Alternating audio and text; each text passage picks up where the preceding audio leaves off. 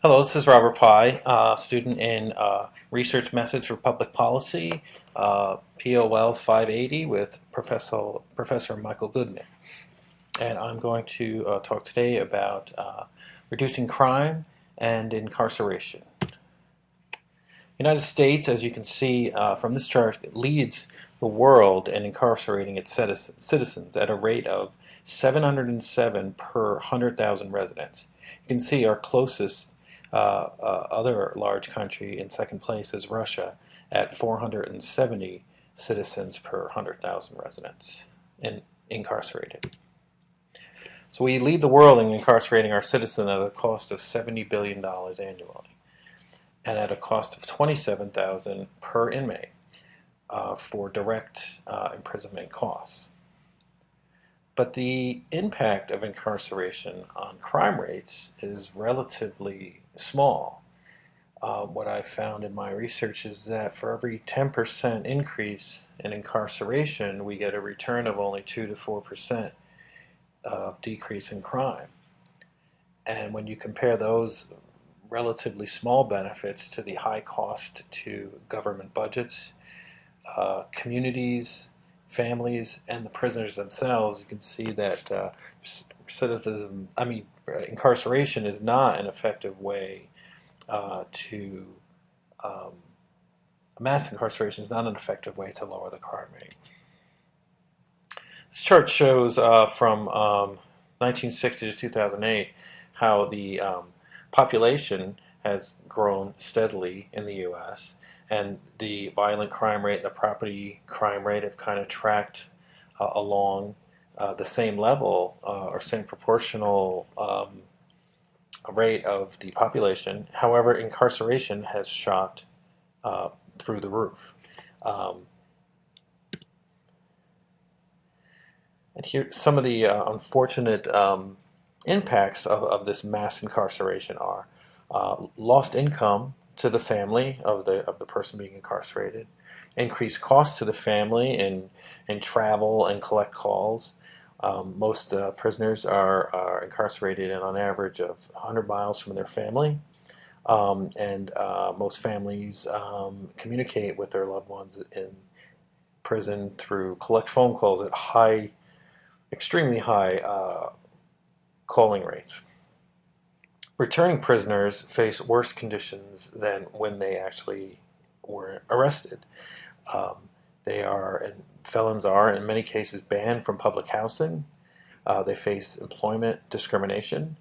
And depending upon the state you're in, you have no vote and you are disenfranchised from voting or having any say in some of the policies that are affecting you. There's high recidivism in our criminal justice system, and it's the rate of incarceration is actually intergenerational, and in many cases, families with an incarcerated family member, also the children in that family are more likely to themselves go to jail when they enter their teens. Many families, because of a parent being incarcerated, have to place their children into foster care, and this creates more of a burden on the community and government budgets. And also, when the inmate returns to the community, he has to prove that he is financially able to support that child in order to get them out of foster care. And in many cases, with the cards and the deck's stacked against them, it's difficult to get that. Michelle Alexander and others have made a strong case that the criminal justice system and is skewed against young black men mostly, and also Hispanic.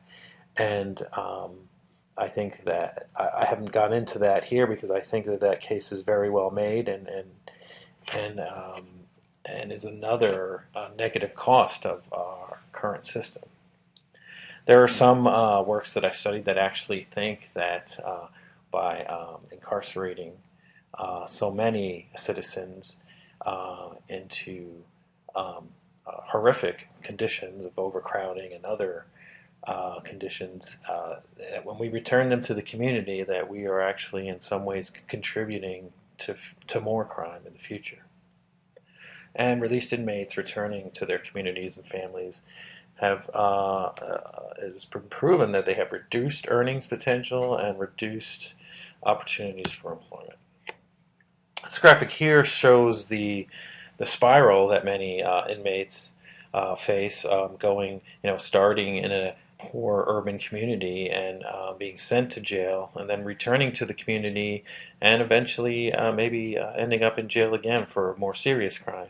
The community, these poor communities, which most individuals are arrested from, are mostly urban poor communities with strained resources, high unemployment, high high school dropout rates, and high crime. And they arrest individuals who go to jail where there are poor conditions and overcrowding. Many jails are run by for-profit institutions with a penal rather than a rehab focus, with no incentive to prevent recidivism or to rehabilitate the individual to not return to jail. When the inmate returns to their community, they can't find employment. They've lost the right to vote. In some states, the waiting time is 5 years after you've been released in order to be able to vote. You have less access to aid and other assistance. And there's a high recidivism for released inmates who find themselves in jail again, maybe for more serious crimes. And this puts more of a burden on the community when the released inmates return with few opportunities and assistance for them to get back on their feet. And they, in many cases, pass on the criminal behavior to the young people in their family. Many households with an incarcerated adult, the children in those households are more likely to be incarcerated themselves when they get older.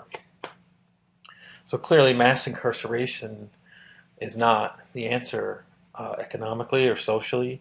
We need to identify alternatives that are directed directly at crime.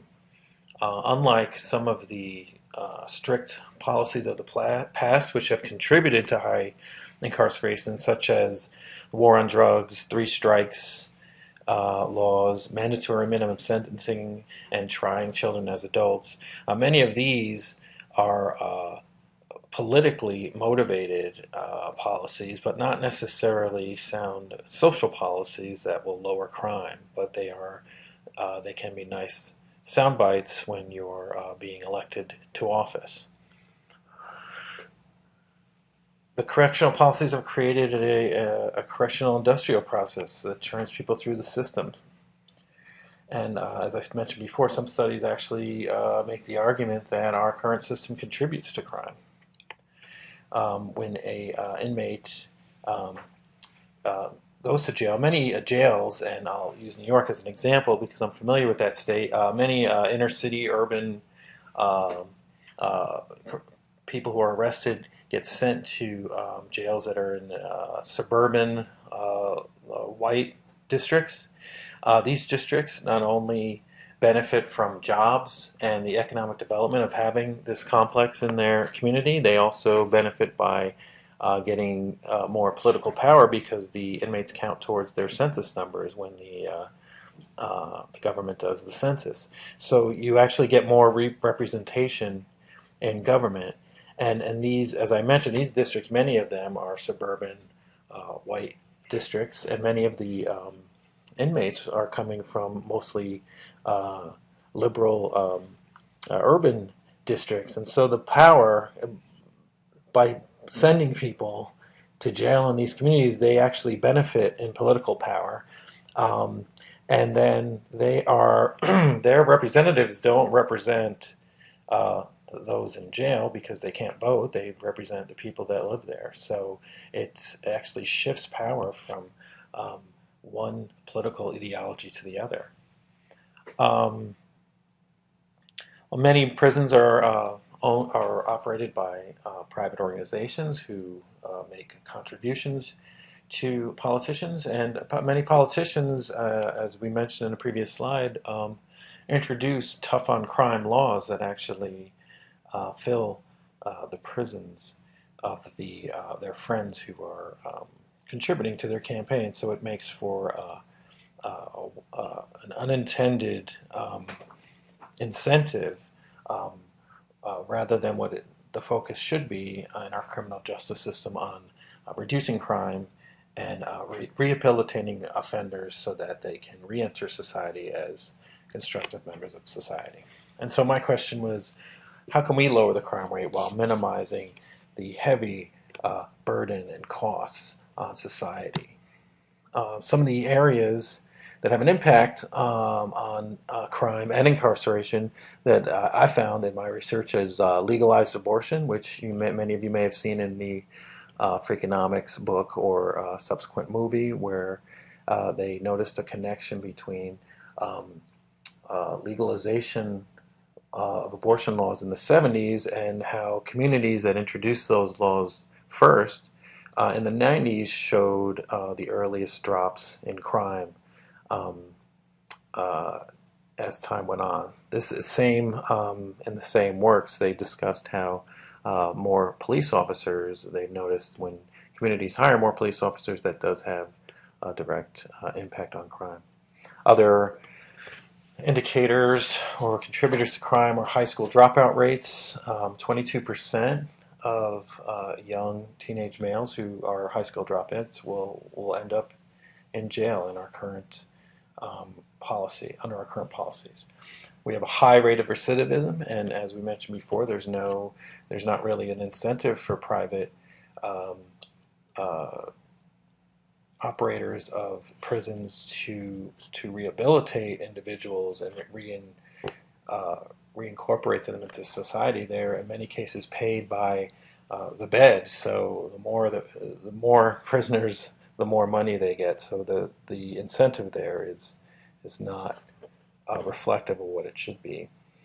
Income inequality in communities has an impact on crime rates, as well as mental health. Many um, individuals who end up in jail are there have mental health issues that may have contributed to their being arrested in the first place, and others who enter jail because of the oppressive conditions develop mental health issues. So I propose that we study policies in the states and identify those best practices that have a correlation to lower crime rates in those states. Some of the areas I would like to look at are high school dropout interventions, substance abuse and mental health programs, educational opportunities in prison, reentry and transitional programs for released inmates, and employment programs for former inmates, and sex education in school, and just see if comparing states that have some of these programs, comparing that to their crime rates, and then seeing what other similar states that don't have these type of programs, how their crime rates fare. And some of the challenges will be that each state, all our states are diverse and have their own unique characteristics, but I think we can compare similar states, either neighboring states or states with a similar demographic and political, ideological makeups. If we can compare those states that are similar and those with certain programs and those without, and see how they fare with their crime rate, I think we can show which programs are affecting crime rates and which aren't. We also have recent marijuana legalization has provided the opportunity to look at those states. They presumably will have less arrests related to drugs and giving their law enforcement more opportunity to focus on violent crime. And so there may be opportunity to see in those states how less incarceration affects their overall crime rate. And also there are some states recently who were, by federal mandate or other reasons, financial, have decided to release nonviolent offenders. California comes to mind, and we could take a look at that state and see how having less um, uh, uh, people in the prison system and the programs that they are coming up with, such as more parole and more probation to address what to do with these folks who were incarcerated before. And that's